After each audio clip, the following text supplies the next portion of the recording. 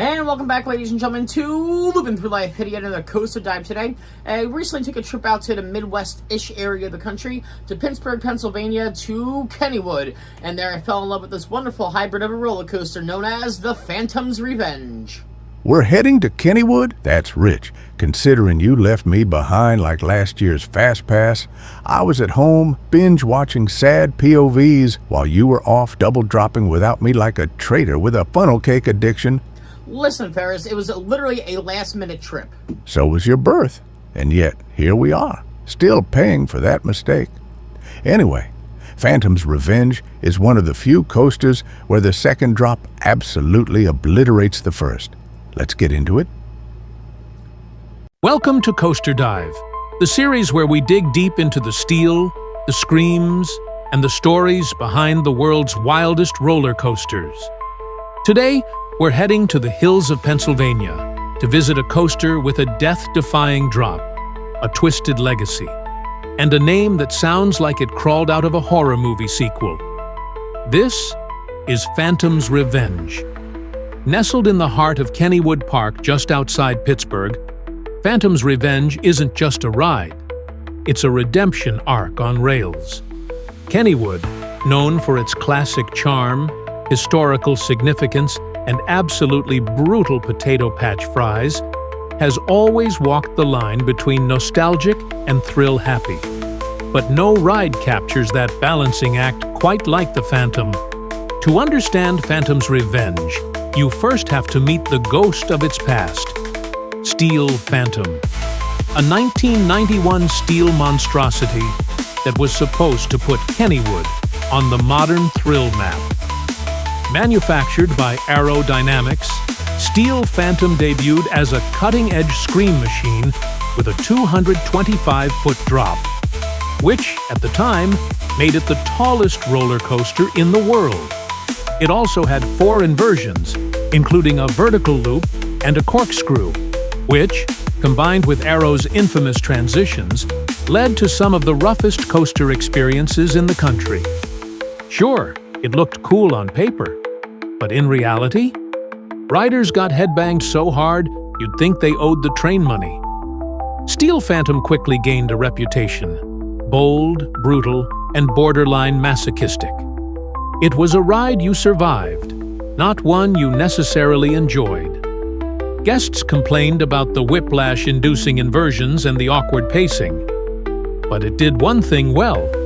It built suspense with its massive lift hill and plummeted straight into the terrain for a dramatic drop that still holds up today. But by the late 90s, it was clear Steel Phantom needed more than just a tune-up. It needed a second life. Enter D.H. Morgan Manufacturing, the coaster company brought in to reinvent the ride. In a bold move, Kennywood chose to reimagine Steel Phantom rather than scrap it. The plan? Strip away the painful parts, literally, and give it a new personality. The inversions? Gone. The name? Tweaked. The soul of the ride? Reforged into something faster, smoother, and way more fun. Construction began in 2000, and by May of 2001, Phantom's Revenge officially opened to the public. And let's just say, revenge has never been sweeter. While the original lift hill structure remained, the coaster's layout was dramatically overhauled. The new Phantom now stood 160 feet tall, shorter than its predecessor. But don't let that fool you, because after a small first drop, it dives into a massive second drop of 228 feet, into a ravine. That's right. The ride actually drops deeper than its lift hill, making use of Kennywood's unique terrain. The second drop, which threads directly through the structure of the park's classic wooden coaster, Thunderbolt, is the defining feature of Phantom's Revenge. And it's one of the most iconic drops in coaster history. From there, the ride hits speeds of up to 85 miles per hour, with rapid-fire airtime hills, low-slung turns, and gut-punching pacing. No inversions, no unnecessary gimmicks, just relentless speed and airtime that hits harder than an unpaid tab at a dive bar. But let's talk about that layout for a second. You crest the lift hill and dip into a small, deceptive first drop. It's a tease, a fake-out, because the moment you hit that second drop, the ride becomes something else entirely. You dive down into the ravine, into that twisted mess of Thunderbolt's support structure, and suddenly, you're hauling at 85 miles per hour.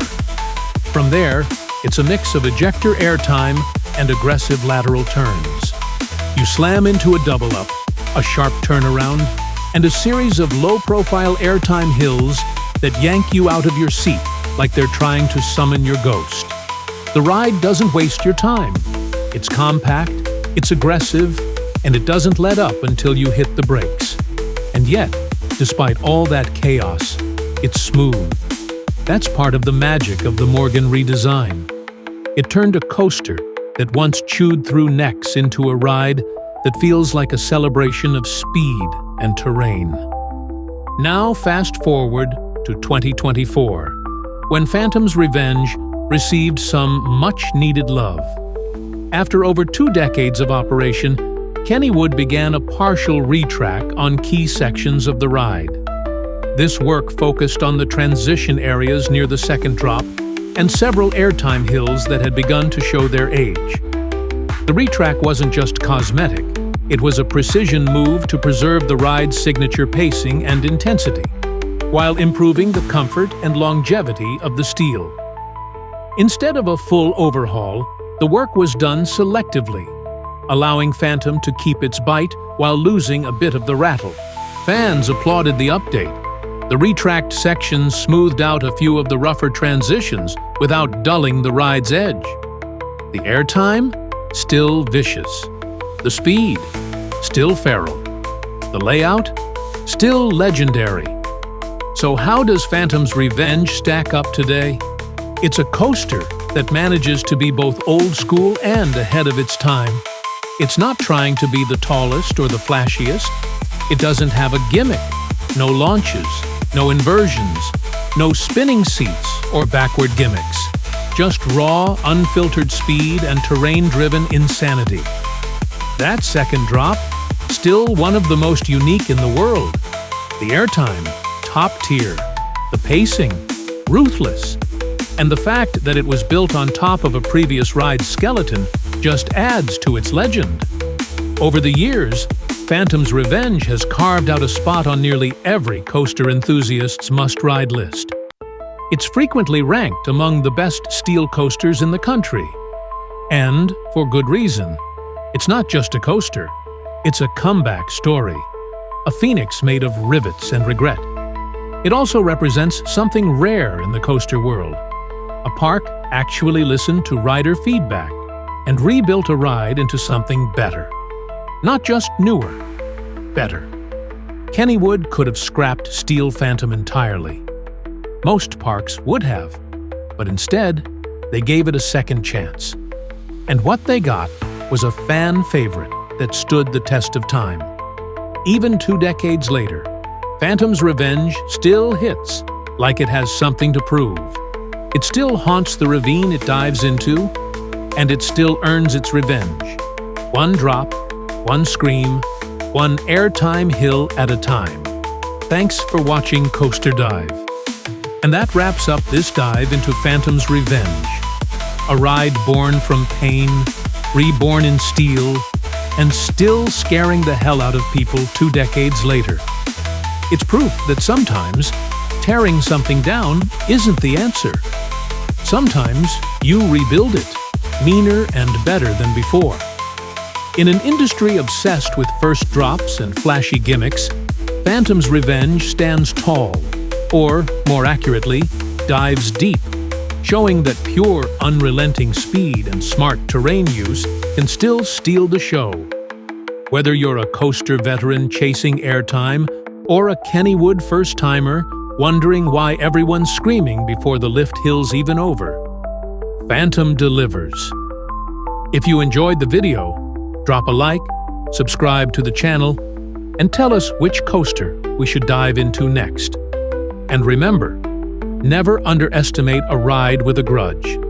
especially one that's already had its revenge. Now, it's back to the studio with Ryan and Ferris.